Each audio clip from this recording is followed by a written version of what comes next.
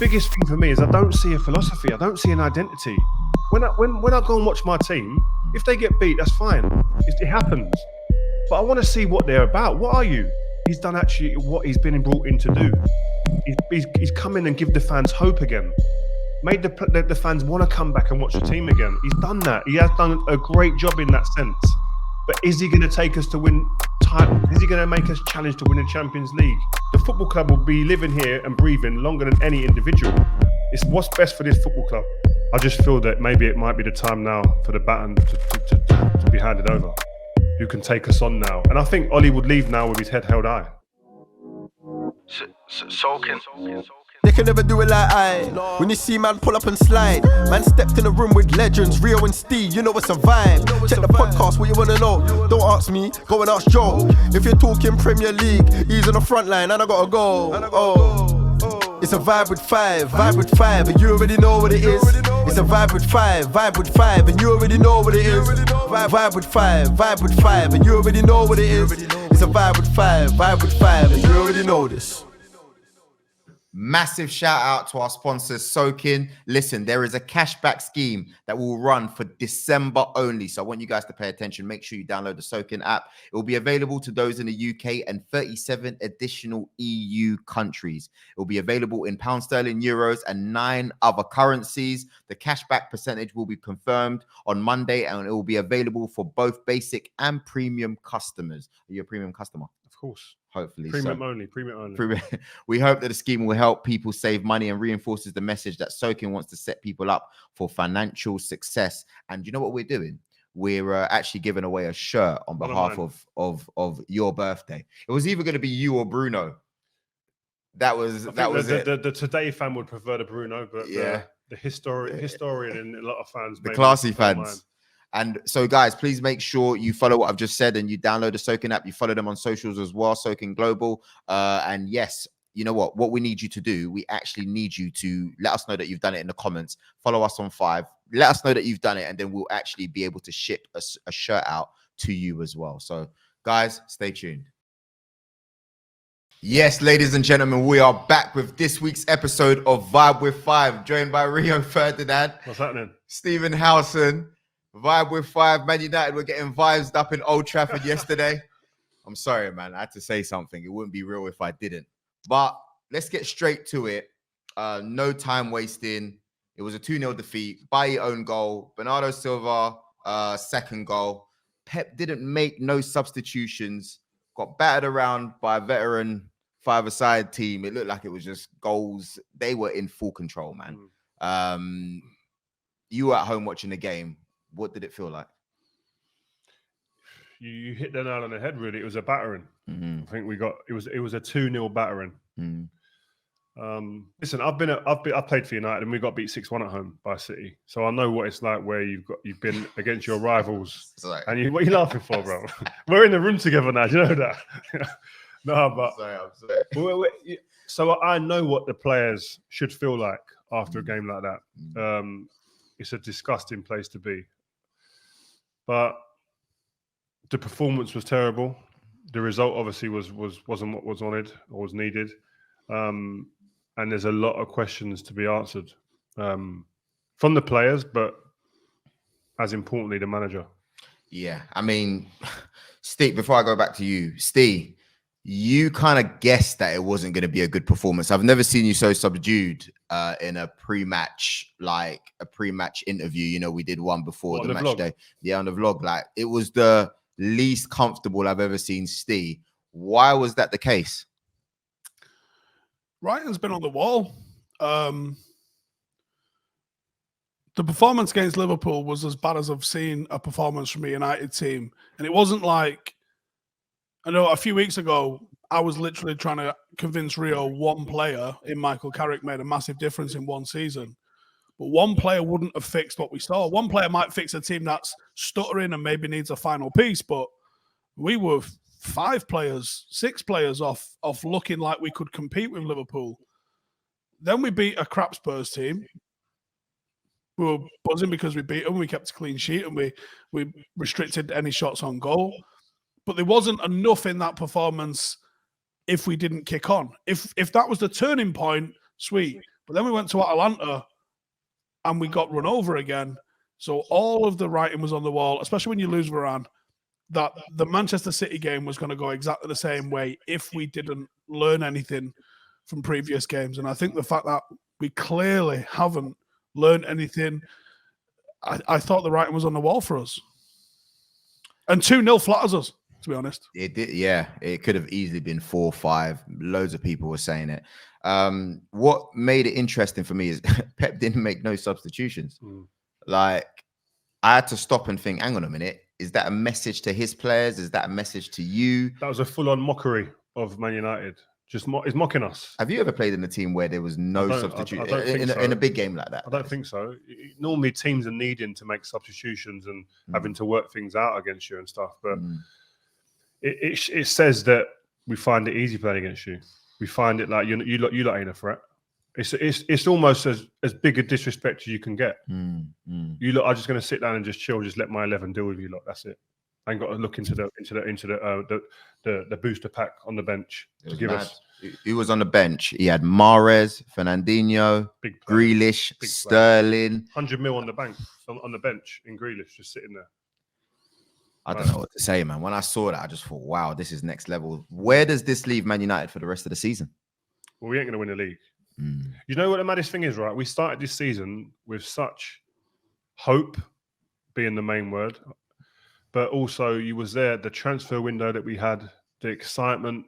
We were all sitting there going, you know what? This is our time now. And I have to be honest, Ole was brought in to get us to that point.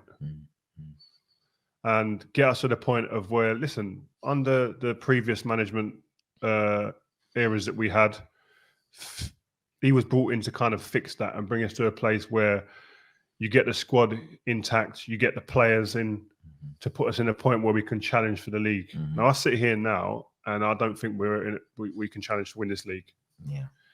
I look at our team every week and I'm wondering what we're going to do tactically.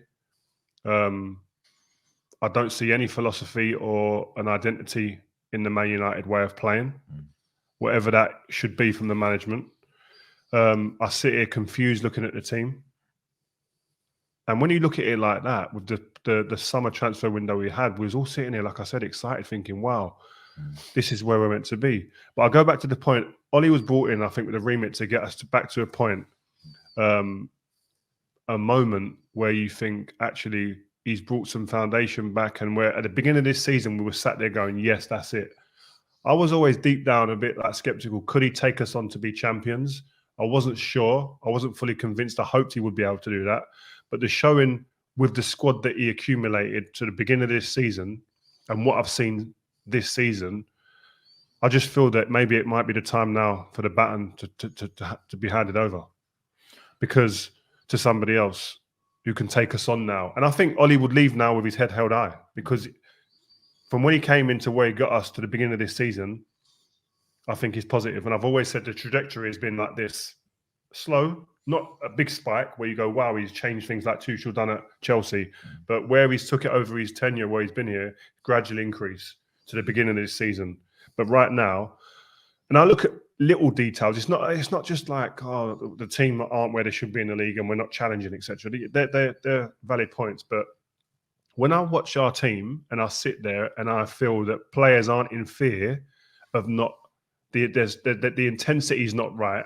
Players aren't sprinting out and hurting themselves sometimes in games. I see that as a disrespect to the manager, and almost like, I don't fear. Every great manager, that's been successful or won things in this game, they have an element of fear. Pep now, Klopp now, Tuchel now, Fergie in my time. Do you know what I mean? George Graham at Arsenal, Arsene Wenger. There's an element of like, you don't do what I say, you don't follow the rules, you don't follow the fundamentals that make us successful. You are getting back here and sitting behind me or in front of me on this bench and we'll watch.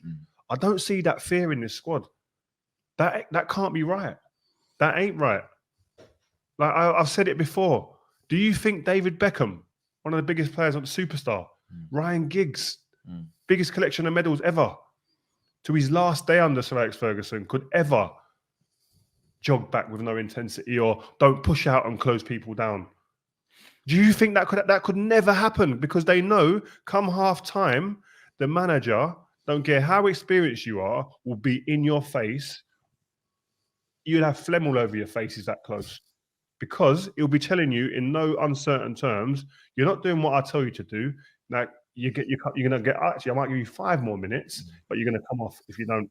And you'll be sitting there thinking, oh my God, not fearful that will happen to you. The embarrassment, the pride, the ego.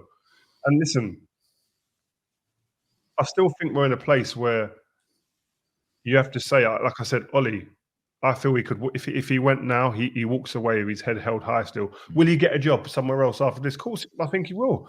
Frank Lampard, after what he done at Chelsea, he's been in the shake-up for lots of jobs that's come up in the Premier League, top of Championship, for what he done at Derby and Chelsea. Ole will be very similar. I'm not sitting here, listen, and we can sit here and say, oh, he's your mate. You can't speak about him. You can't say that it might be his time's up now. You have to be honest with what you see, because if it was someone else, I would say it. And I don't get this you can't say this about a manager. I'd never sit there and say, I don't get this, because people are quick to say it about a player. Oh, his time's up at the club. Get rid of him. He should never wear the shirt again. He can't never wear the crest on his chest again. But you can't say it about a manager. What's the difference? So do you think, Rio, it's taken you this long to say this because you genuinely believe that managers should get time? Because sometimes if you look at, it's not the same, but if you look at an Arteta, if we were going with what we wanted a few weeks ago, he wouldn't have had this 10-game run. But when you bring it back to Ole, you genuinely believe that managers are not given the time that they need. I believe they should get time, and Ole's been given a good amount of time. No, this is now Ole's squad. Yeah. It's not like he's come in, took over a squad and had 6 months and they've gone, he's still not the man. He's had transfer windows, he's had big money to spend, got in great players, but it's not working. And the biggest thing for me is I don't see a philosophy. I don't see an identity. When I go and watch my team, if they get beat, that's fine. It happens. But I want to see what they're about. What are you? When I look at Man United now, you ask any fan that walks out of that club, what are we? Confusion. Don't know. I'll go into the game at the weekend, I don't know what I'm going to get. That can't be right, man.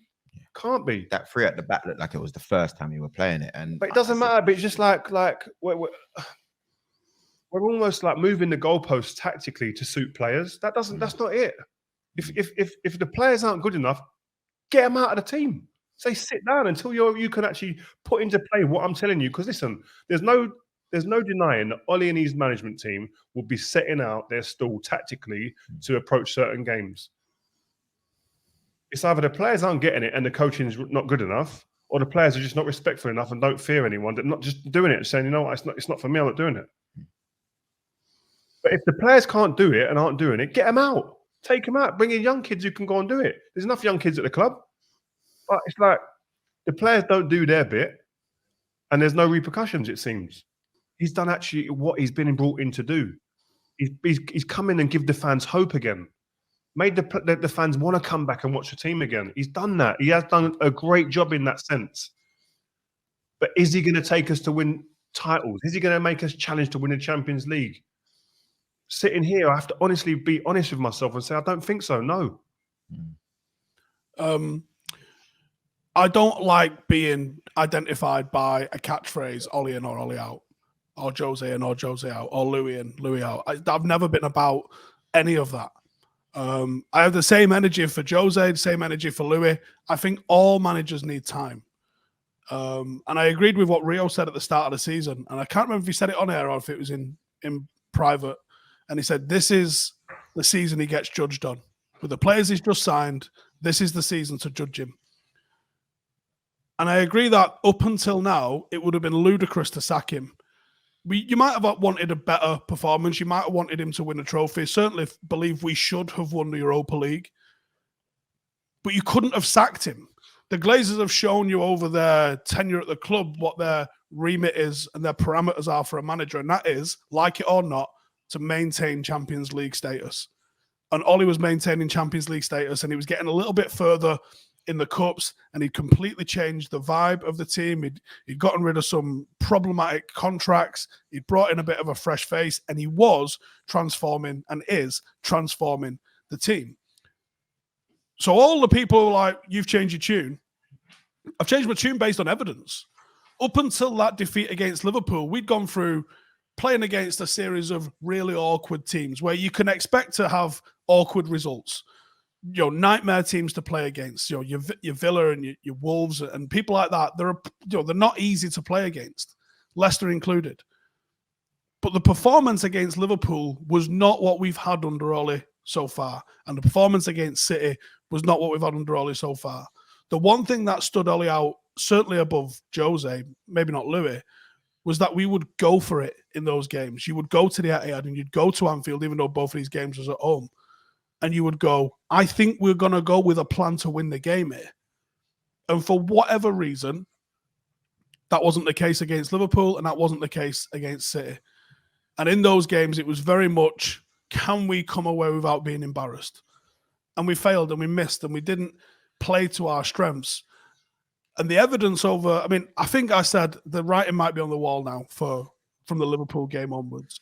It didn't really improve at Atalanta, and it certainly didn't improve it this week.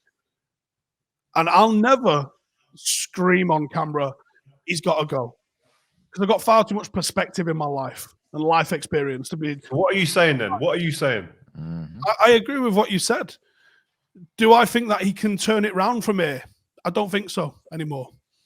The evidence, a very, very small detail, but it's one that I can't believe hasn't been picked up on by the club, and that to me points to bigger problems.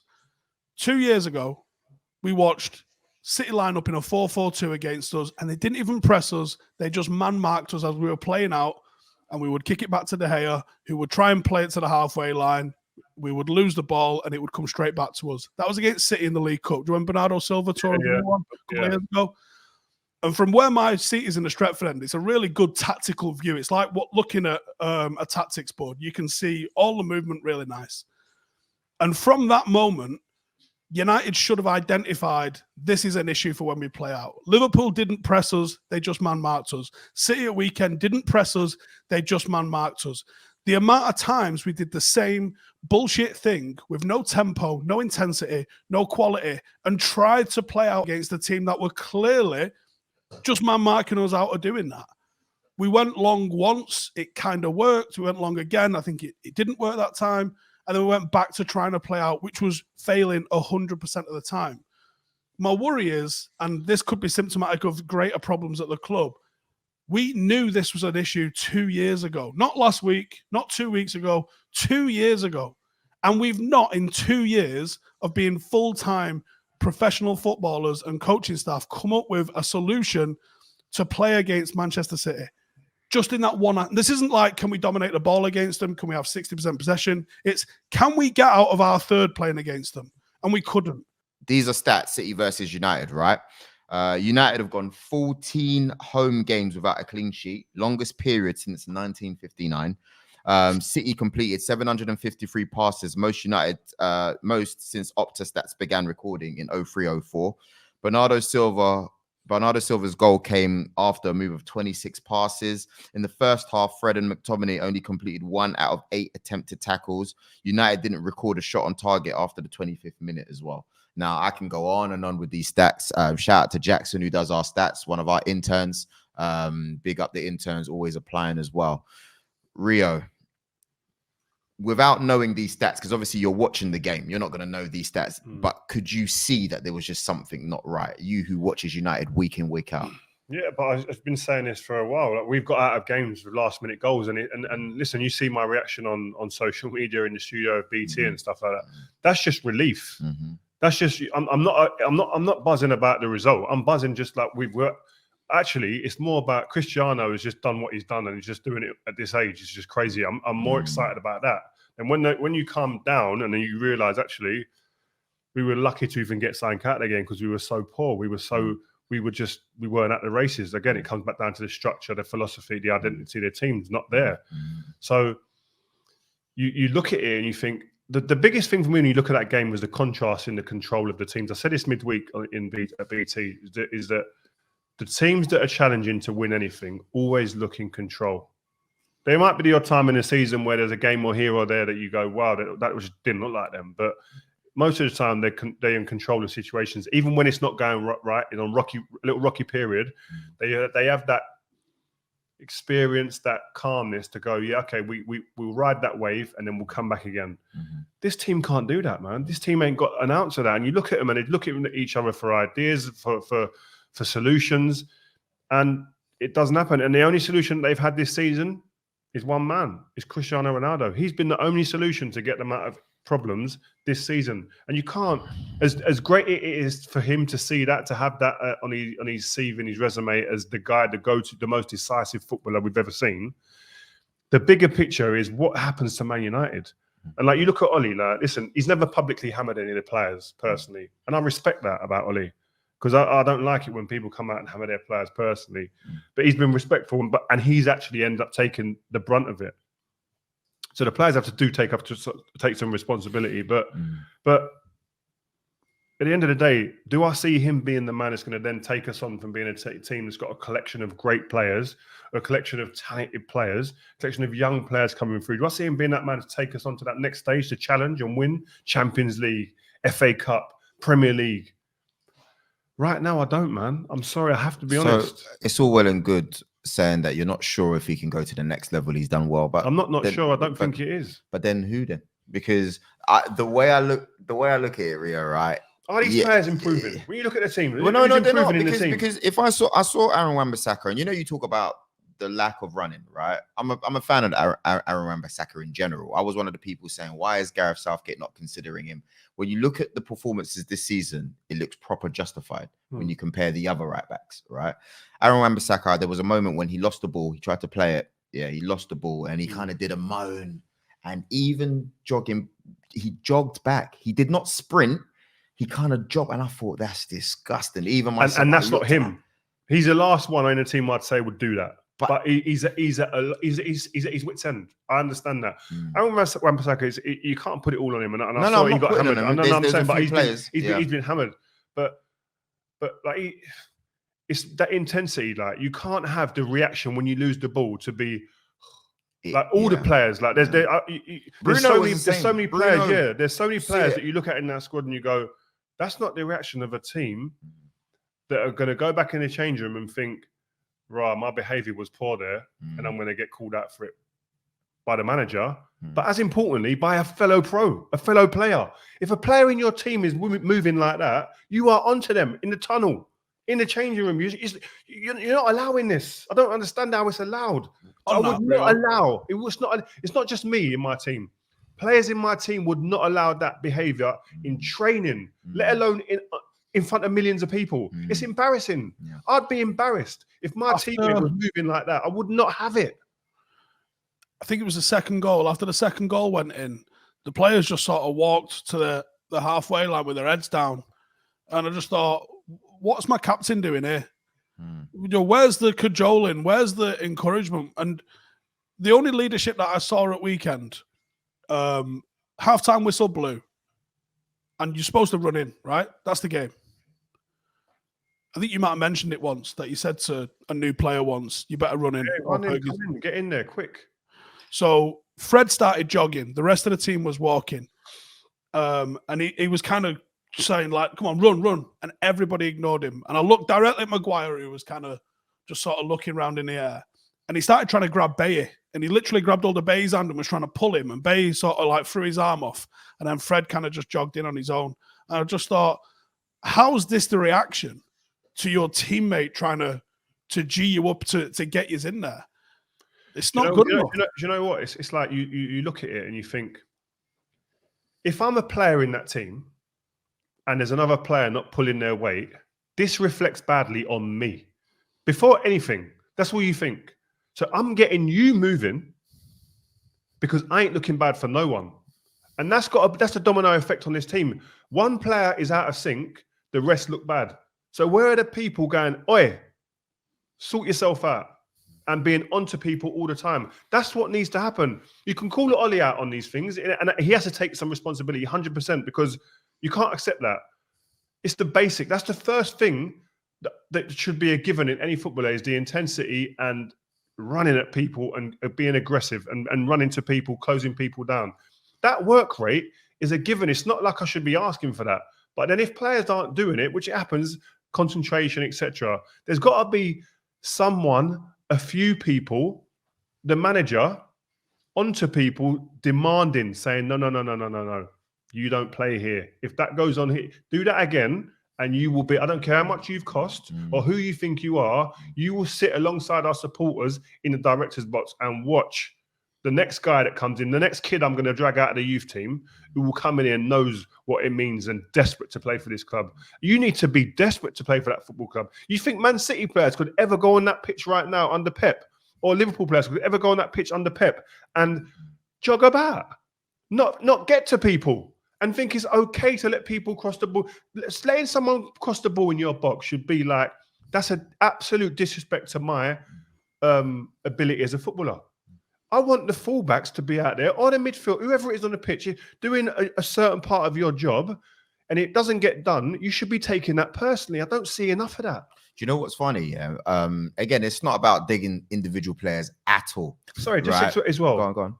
And I'm not sitting here as an ex-player saying that I've done everything perfect, or the pundits who are talking about this stuff about certain players and teams that we were perfect. We all made mistakes, but they weren't the continual mistakes week in, week out. The same traits coming out week in, week out. That makes you sit there and go, hold on a minute. Is anyone going to speak about this? Is anyone going to grab someone? Is anyone going to shout at someone? Is anyone going to swear at someone? Sort it out. Do you know what I'm seeing these days? I'm seeing Ronaldo is slowly getting frustrated. Wouldn't you? Of course. You know, but it's and what's crazy is I feel like in the other teams he's been at, the standards have been so high, whether it be your team, whether it be the Real Madrid team, even at Juve, you know, and now it seems like I've seen him calling out players all the time, calling out. I'm thinking if you guys are not careful, he's only going to do a year here, you know, because you can't, that's a big boy player out there. He can't be wasting 2 years of this precious time. He ain't got 2 years to waste. That's the thing. But this is bigger than someone like, this is bigger than even Ronaldo. Well, it's Man United. It is, but it's been an issue for a minute. And that's what I've been saying for a while now. We don't want to take away as well for how good City were. Well, I don't even think they were 10 out of 10. I think they were cruising. But when I look at their team, Phil Foden, Cancelo, my word. What did I say when I was messaging you at the game? Rodri. Oh. Yeah, but they didn't get out of a sweat. They were chilling at Old Trafford, chilling. It's fine. Look how it scored. It was easy. Bay put one in, and then they just put a cross to the back post that just wasn't dealt with. This is basics. This isn't like they've absolutely destroyed us with a mad move and loads of off-the-ball running and individual skill. This is shit. Yeah, and listen, and then listen, at the same time as well, individual errors. Do you know what I mean? At the back post, Shaw's got to do better there with that. De Gea would look at himself and think he should have done better. But I mean, he kept you guys in the game for a while. I mean, without De Gea, it's 5 or 6, bro. Yeah. I swear to you. So, but we can sit here and pick the bones out of the City performance. It's bigger. The bigger picture is that since the start of the season, where there was optimism, there was hope, there was excitement. Where are we now compared to that? Where are we now compared to that? This feels like that Christmas under Louis. Yeah, it's just not right, man. And listen, if we're sitting here saying that, I can see what we're trying to do, I can see what the manager's asking of the players. It's just it hasn't come off yet. But I ain't. I watch a game at Man United and I walk in and people go to me, what do you think today, Ree? What do you think today? I don't even know what formation we're going to play, and I don't even know who's going to play. I don't know what type of performance we're probably going to get out of people. I don't know what we are. I just don't know. And it baffles me. It frightens me. It scares me. It angers me. All them emotions come into it. And it's not right, man. I just look at it and think, if I was in that changing room, I'll be pulling my hair out. I know from my time when I played, Sir Alex Ferguson, and I only realised this when he left, he drove the ship. He decided when we went right, when we went left. You don't realise that till he's gone, right? But without him being the man with the hat on at the front and guiding us and leading us, right? Things don't go as swimmingly as well as they did. Despite not taking training. despite not taking training. But he had time to get to that. I understand that. But it goes back to the point, you need someone to lead the ship. You need a designated driver. And at the moment, I don't see it because I keep going back to it, a philosophy. I don't see an identity, and I don't see an intensity in this team that suggests to me that there's somebody really gone, put the hat on and gone, follow me. This is it. Don't care what no one says. Blinkers on. Forget everybody else. This is what we're about. This is what we stand for. Come on, follow me. I don't see that right now because it's not playing out in the games. You mentioned before, and I don't know if you want to mention this on air or not. I'm going to bring it up and see what you say. I said I think the players are getting away with murder in this. Everyone likes to focus on the manager, but realistically, the players have to have been doing a lot more. There was times against City where we were trying to play through the thirds, and it was slow. People were taking extra touches. They were delaying their passes, and then around about the half an hour mark, we just suddenly decided we were going to go one touch for a bit, and you're like, this was in you. Why wasn't you doing this 20 minutes ago? Like, why weren't you playing with a bit of risk and a bit of intensity They got no in the game? They got no confidence. Where's the confidence? They got no confidence, and it goes back to the point again. When you're in times of need and it gets hard, it's a rocky period in a game or in a moment at the club. You need the foundations that have been built to fall back on. When you're lacking that confidence, when you're thinking a 5-10 yard ball that's normally easy becomes a difficult ball, the foundations get you through that. We ain't got that. I can tell by looking at the team. They're looking at each other for answers. Got none. You said, we were talking about the players, and I said, when you lost under Sir Alex, you didn't look at Sir Alex and go, pfft.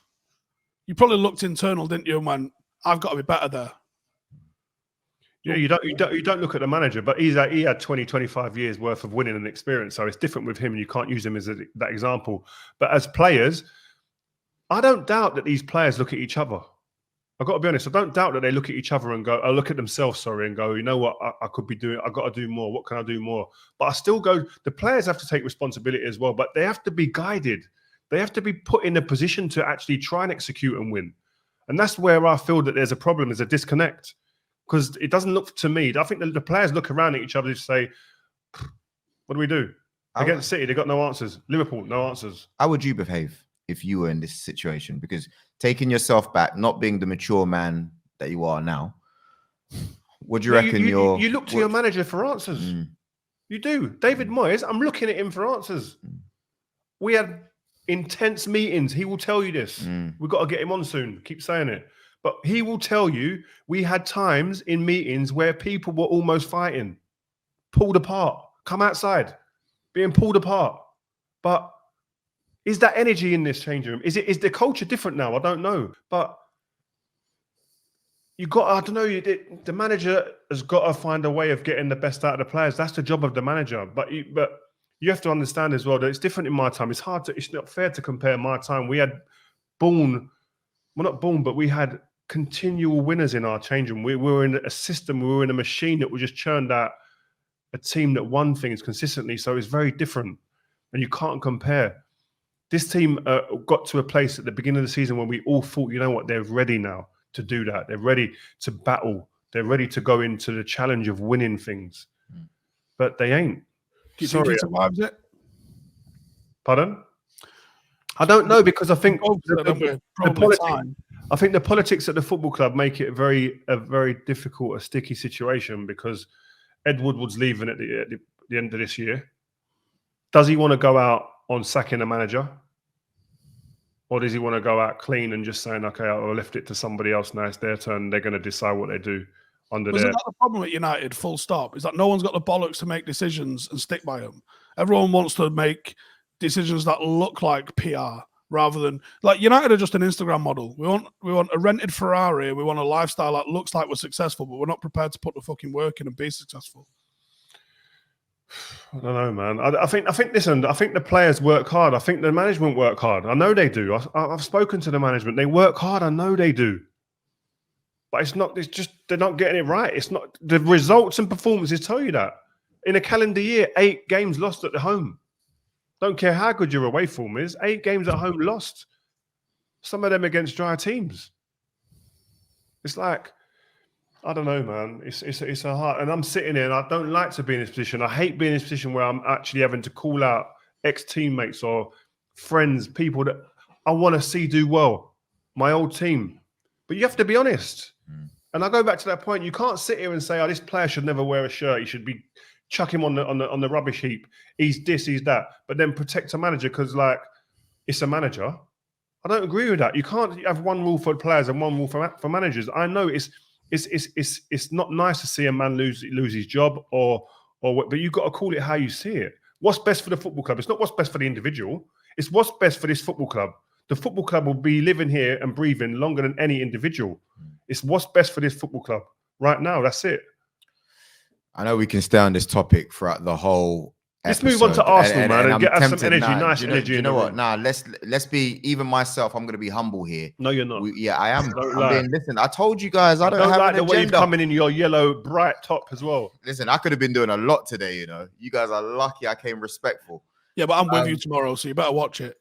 Yeah, listen. Yeah, what are we doing tomorrow? We should we? talk about that. Yeah. That's a big one. Can we talk We about actually it? really should talk about that. Oh, listen, tomorrow, first of all, before we even go into it, happy birthday, man.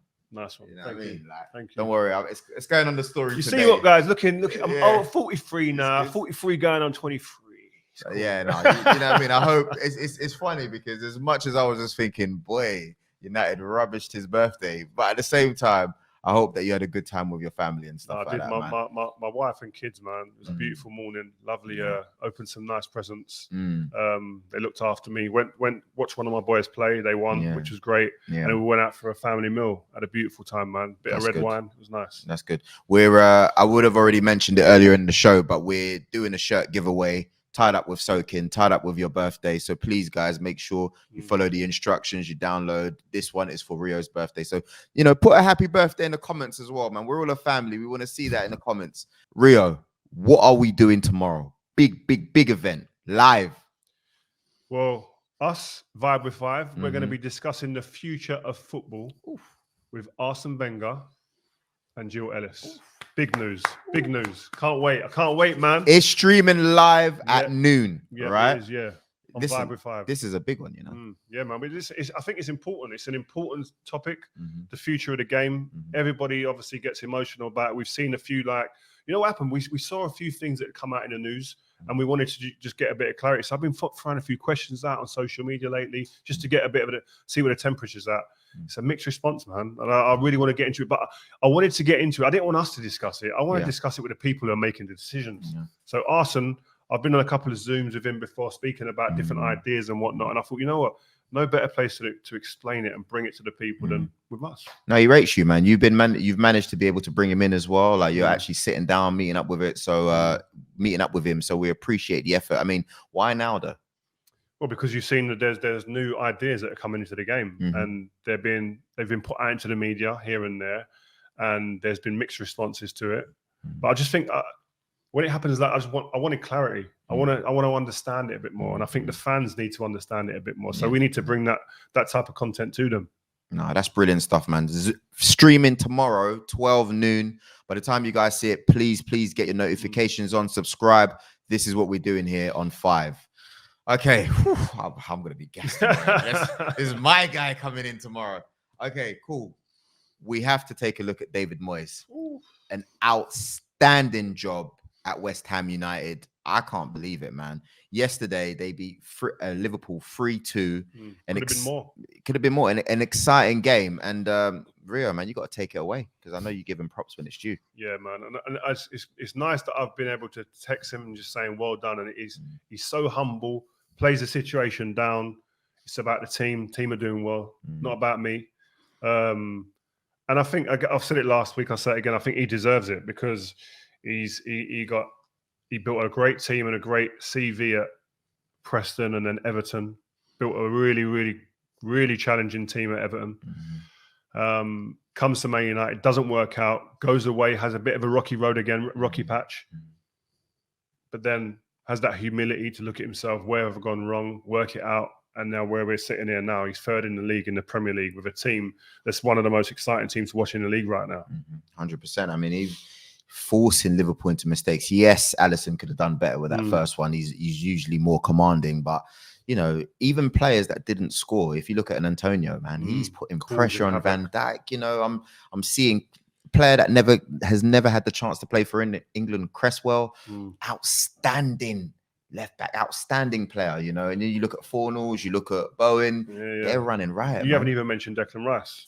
He's arguably been the best midfielder in the country. Deckers with the Techers. Yeah, man. He has dominated games. He's played with a maturity. The Euros, something's clicked in him different. Something's clicked in him, like his game management, the way he can change the pace of the game at times. I saw that at Newcastle earlier in the season.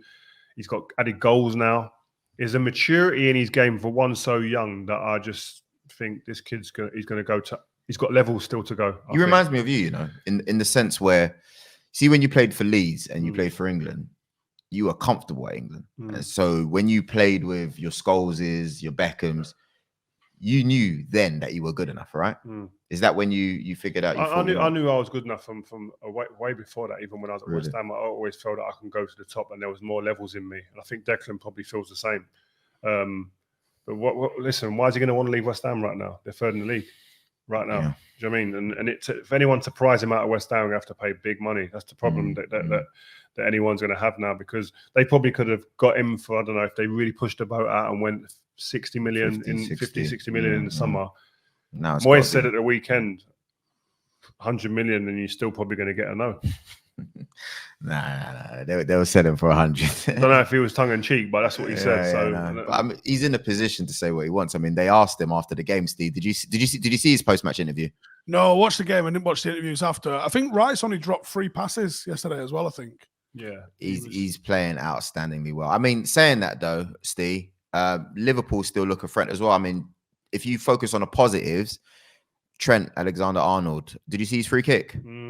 So yeah, we're talking Trent with the ball again. Let's talk about him without the ball. Oh my gosh. I can't believe you can come on the show and do this, man. He's been outstanding this season. With the ball, but he's not bad off the ball as well. You're making it seem as if, you know, he's the worst. Nah. And he gives Southgate options as well, you know. I'm actually glad that he's managed by Klopp, because I don't think a lot of other managers will be able to get the best out of him the way he plays. He's not. If you got the wrong manager, he's a waste of talent.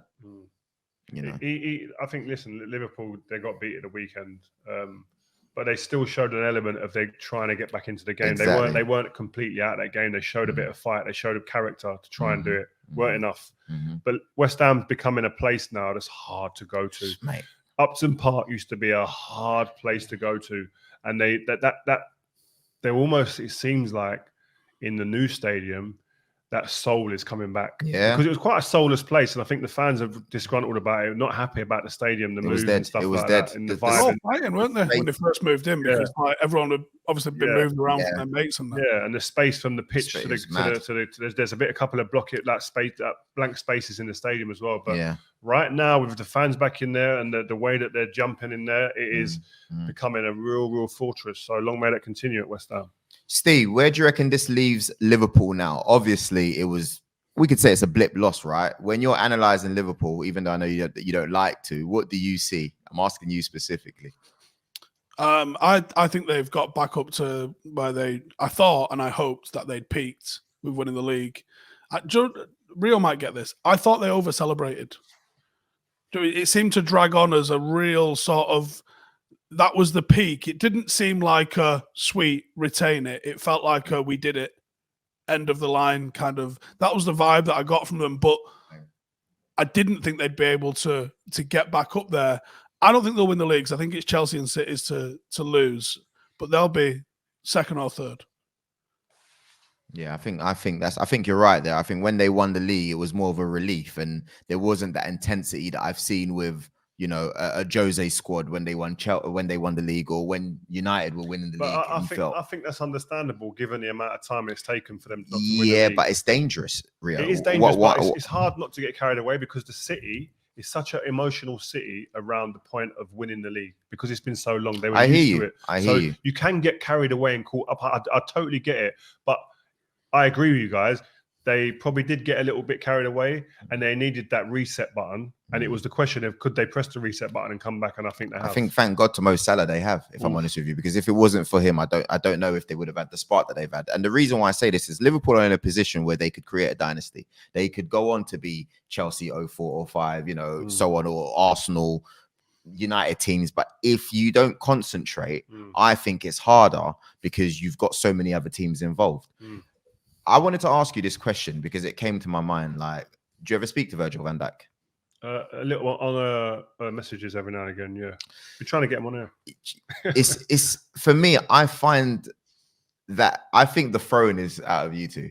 I really do. I think when it's all said and done, people are going to be looking back as defenders. I think it's out of you two. Possibly. Oh shit! Yapstam played volleyball, did he? Nah, but it's to do with you see, the thing with Yap is I don't think he was in the league long enough. You know. Well, okay, but he was here 3 years and he won 3 league titles. Okay. You tell me anyone else who did that. Yeah, all right. Take your United glasses off for a second. Yeah, we'll come back. 3 consecutive back-to-back. I'm not saying he's not the man. When did it in Italy? Yeah, but okay, cool. If you want to get into this, I think Stam was absolutely fantastic. Elite. He was top dog when it comes to defending, right? But there's a calmness that Rio and Virgil have that I've never seen before. Like, you're talking, and I remember speaking to Culture Cams, and he made this clear. He goes, you're talking about players who have redefined how to play a position. You know, I think Stam's doing it, but he's Bruce at the peak. You know, he's that guy. But when you come in, it's different gravy. It's almost like a midfielder playing as a defender. You know, it's classy. Same with Virgil. Now, was he thinking, though? Is he sitting there thinking he's better than you? I'm not saying that's even come across his mind, but is he sitting there thinking? Because for me, I go, I'm competitive. I'd be disappointed if he's not thinking that. I think he's a respectful type of guy. Yeah. And he'll look at people's legacies. But I think deep down, he'll be sitting there. If he's not sitting there going, I'm better than X, Y, Z, then I'd be surprised because I used to think like, because my mentality was that I'm better than, as soon as I line up in a game, I have to show I'm better than them two over there and the partner here. Was you trying to be better than the previous legacies as well? 100%. Me and Nemanja never spoke about it, but I know for a fact he was on the same vibe as me. All this Bruce and Palace talk's got to stop when we leave this club. But I know, but that's a fact. Yeah. In my head, I always used to think that as great as they were and as successful as they were and as much respect as I had for them, their names can't be the first names that come out of people's mouths when they talk about a centre-back pairing at Man United. It can't happen. But and unless you go into the situation thinking like that, it won't happen. You won't change it. So that was without speaking about it.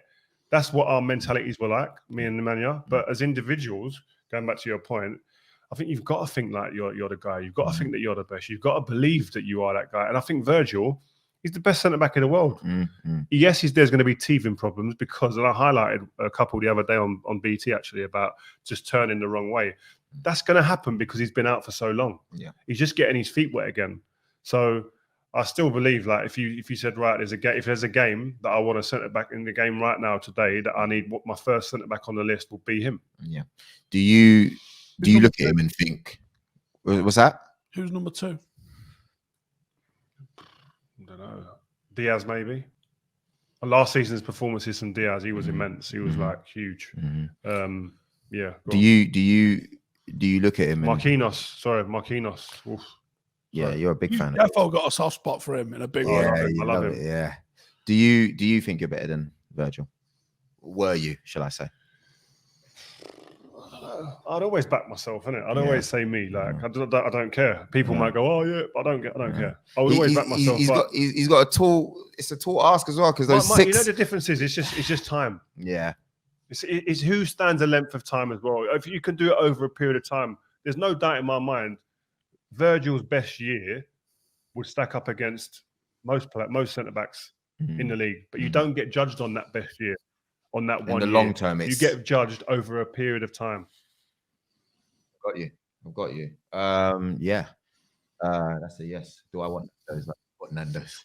Thanks. Shout out Nando's, man, and the girl Vic who works for Nando's. She sorts us out. Ring Vic, yeah. We want freebies. I've got a black card. Does anyone else have a black card?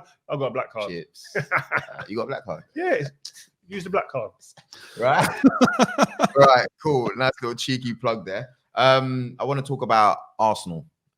because I think we deserve to. This was the first weekend. Look at his energy, licking his lips and everything. You're lucky I'm smooth. You know, this is the first week before. Besides the messages where I said, "Hey guys, you know, tomorrow at 4 p.m. we go above you," right? Like you do know that group chat was quiet.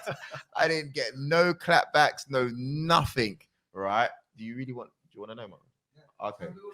Can I go with the rice, please? Actually, because you know, wings, rice, coleslaw, please, and a what's that? Because the black card, man's ordering enough food. Look, you see that? No, we're still wings ain't your full meal, surely. No, we're still in the section. Like, then what are you ordering?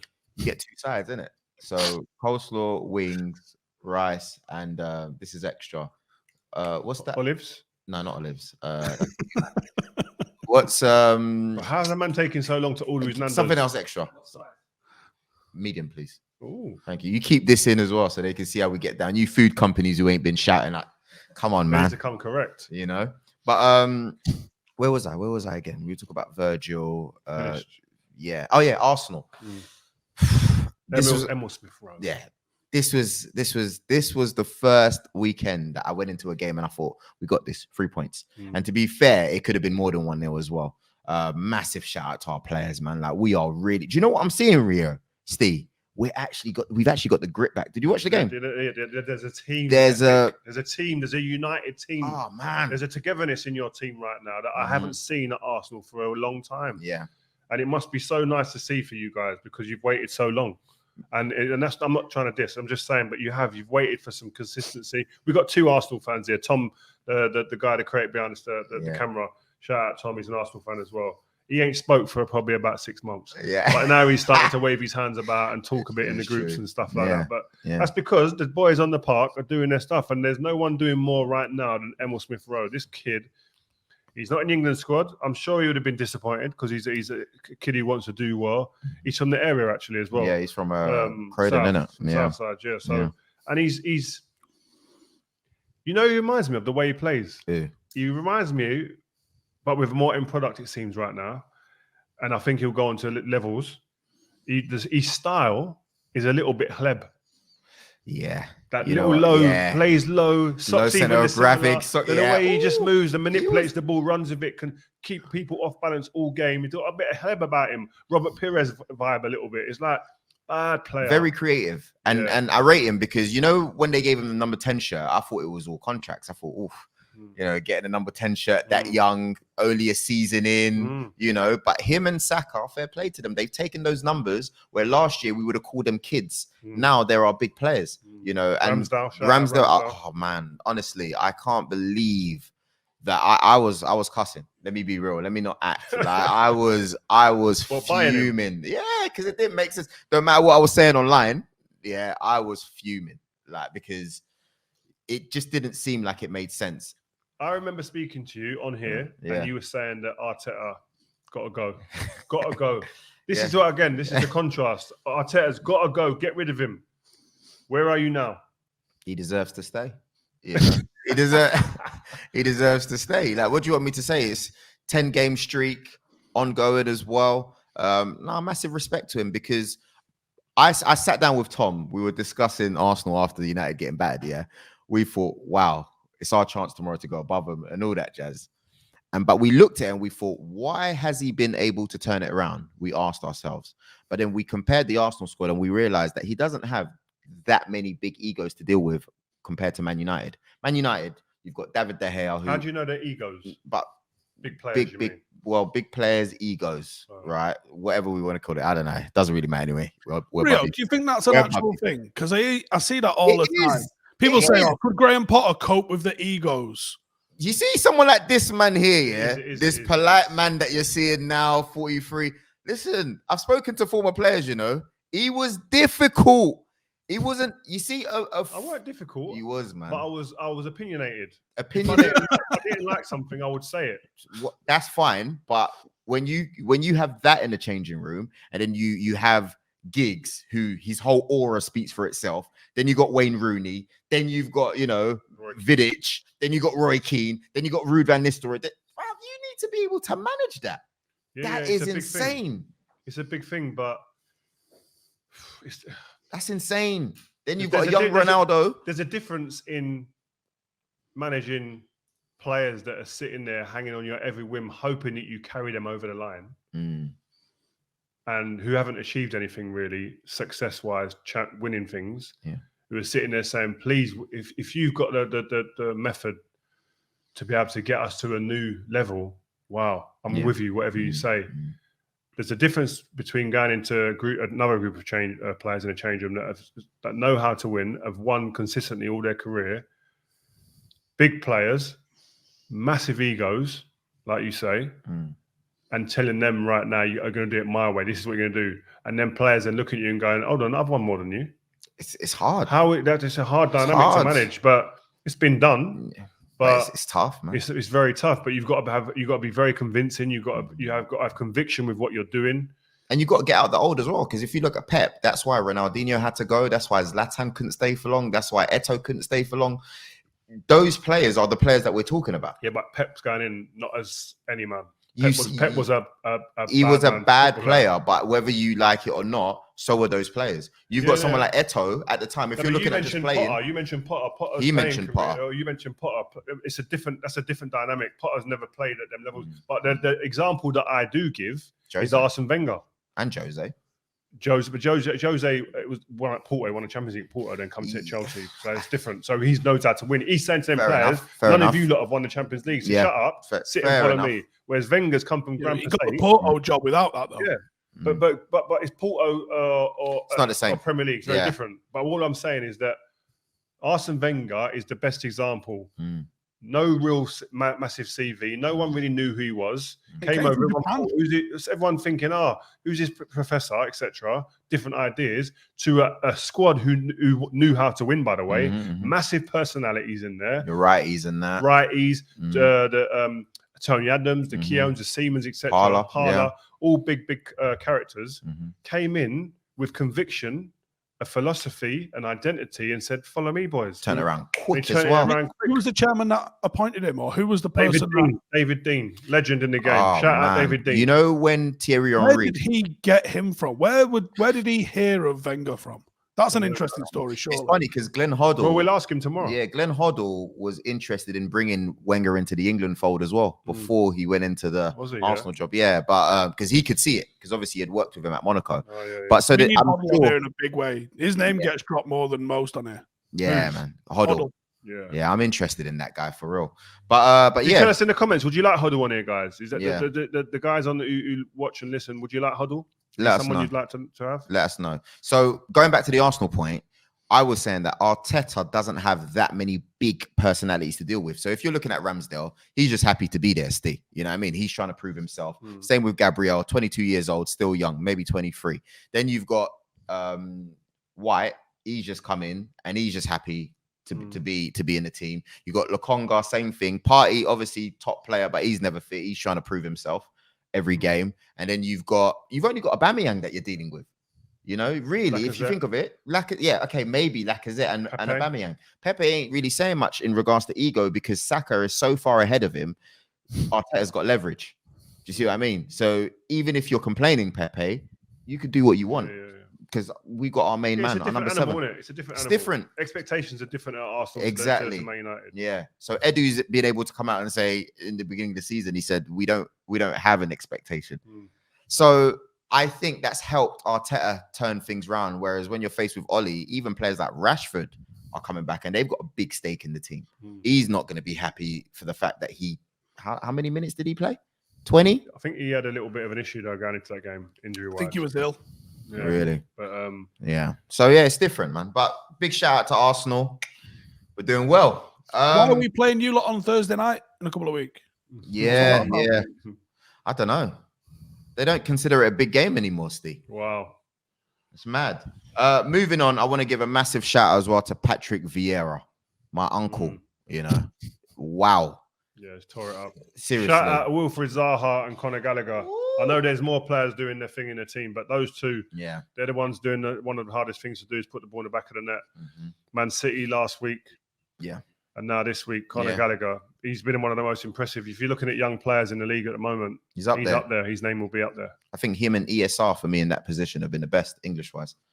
Yeah, this season. Yeah, this season so far. No, I mean, Viera, I said it before, he's won against Wolves, beat City, should have beat Newcastle, should have beat Arsenal as well. Beat Spurs.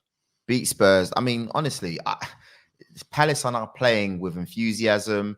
I want to know though, Rio, is he the one that's said, I want Conor Gallagher to come in, or is it? Yeah, he would have been a part. Definitely, he's not. Players ain't coming into that club without he say so. Really? 100%, yeah.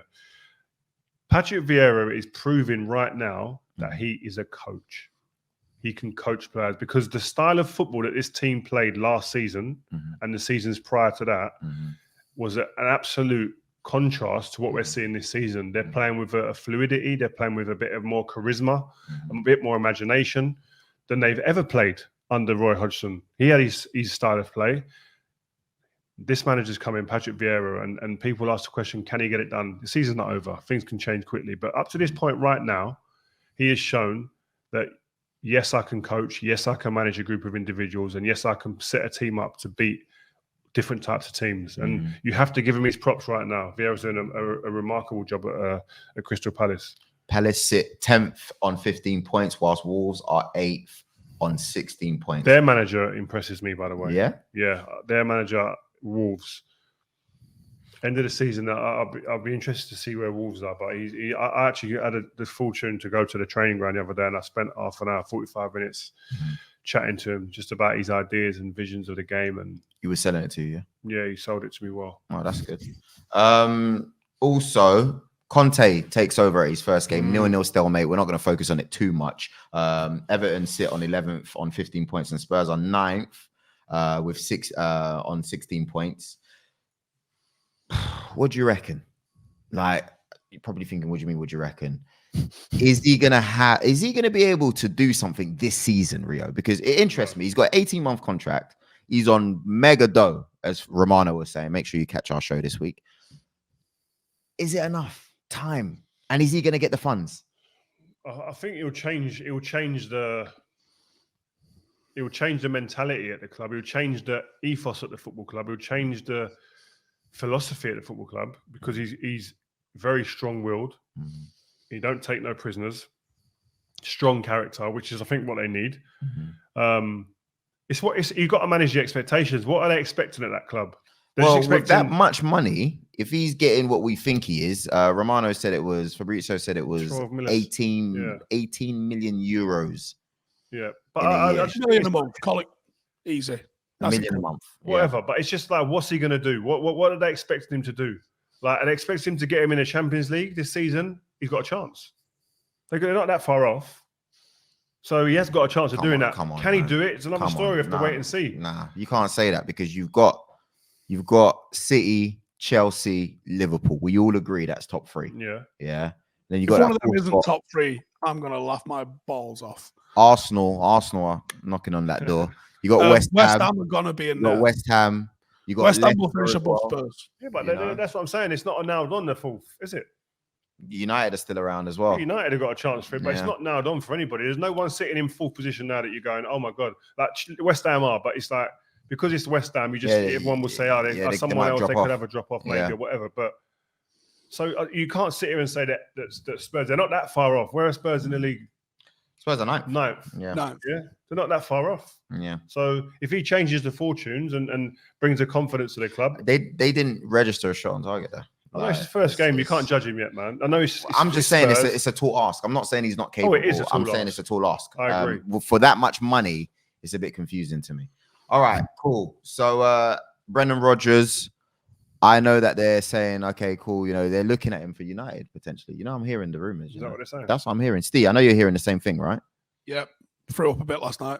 Yeah. Why? He doesn't like him. What do you mean, why? Don't you like Brendan Rodgers? No. Why? There's one major reason here, Rio. You manage Liverpool? Yeah. Okay. And can we have some fucking loyalty in the game? Some. I get that. I understand. I just wanted to know. If United do that, I will be very, very surprised because the teams up north, people can say, oh, the teams in London, whatever. We're a bit more, let's say fair and blah, blah, blah about it. Liverpool are not taking a United manager.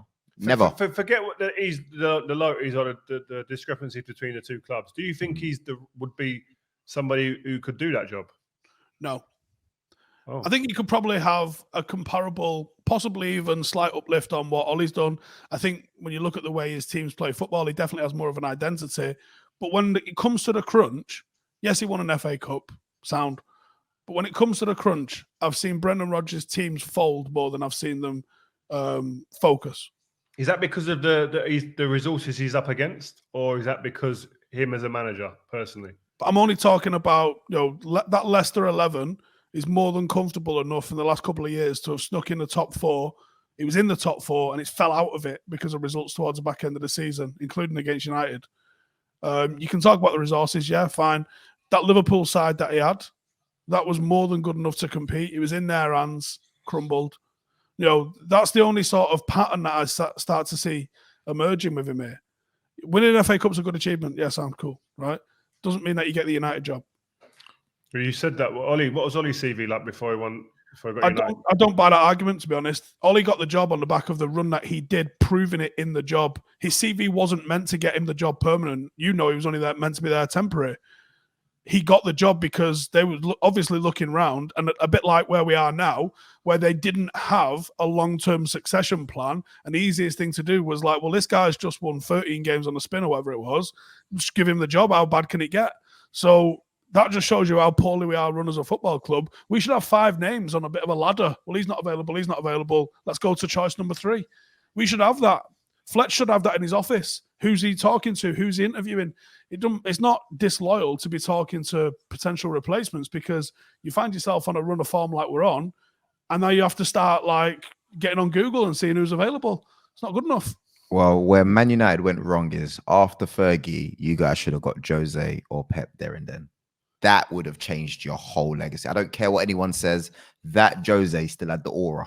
And if he came into that dressing room, Rio, you would have played for an extra 3 years, mate. Because you would have. I can't disagree. I think you take one of them two at that point. It's a different, but it's all if buts and maybe. Yeah, it's gone now.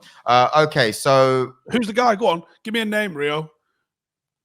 What? I've just made you United director of football. I saw your interview on Saturday with Laurie. I don't know. I've got to be honest. I've not even thought about who next. I'm just. Do you bring in an interim like we did last time and focus on my problem with you guys? You can't be saying, "Oh yeah, okay, cool. He's taken us as far as he can go," but you don't have any other ideas. That's why he's still in the job in the first place. No, but who's out there? There's no one out there that's actually not in a job right now. Even long. Available. Okay, cool. But in the short term, at the very least, Zidane till the end of the season. Throw 10 mil at him. Well, Zidane's available, isn't he? But he's not going to do it. He's not going to ruin his reputation. Yeah, but it's a Gus Hiddink sort of appointment, isn't it? You go, we're only going to give you to the end of the season, then we're going to have a long-term manager. It's a free swing for you. You got Ronaldo, crack on. Yeah, it is. And you might even have to promise him a new midfielder in January to get him to do it, but you might get someone to do that. But you've got to have a long-term one. I'd go with an interim and then try and get Ten Hag in with everything because he's going to end up going Barcelona, isn't he? No, that Ajax to Barcelona path is well trodden. Yeah, not really, because Xavi's just got the job, so that's not going to happen. Yeah, we'll see how long he does. Oh my God, this guy's such a negative pessimist. All right, cool. So Chelsea draw with Burnley. Not really going to focus on that too much. They're still top of the league, 26 points. And also Brighton draw with Newcastle. I don't think this takeover has really done anything for Newcastle this season, man. These guys could be going down. No, they need time on a training ground. I watched them. I done the game against Brighton. First half, they got destroyed. First half, but Brighton created chances. Newcastle just sat back. But fair play to them. They changed tactically second half, came out and give it a go. Ended up getting an equaliser and could have maybe nicked it if the keeper hadn't taken Callum Wilson down. But Eddie Howe's going to have to do some work on that training pitch. I think he's going to have to get him into a place where by the transfer window at the turn of the year in January, they're in a place where if he can add, that it'll impact the season for them, and they're in a position where they can actually stay out of that relegation zone. Yeah, I reckon they would have done better if they actually backed Steve Bruce, despite everything. But there you go. Yeah. But it's too late for that. All right, guys, that is this week's episode of Cry with 5. This guy's an idiot.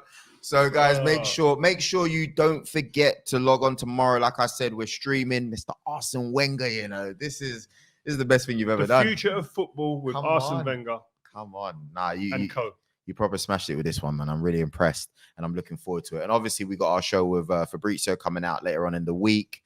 And yeah, we've just got some more content coming out. So make sure you subscribe. You like, you share, you clip, you message us because we do read our messages as well. So we read the comments. And anything else? No, listen, international week, innit? Bit of a bore. Yeah. But see you tomorrow, guys. Peace.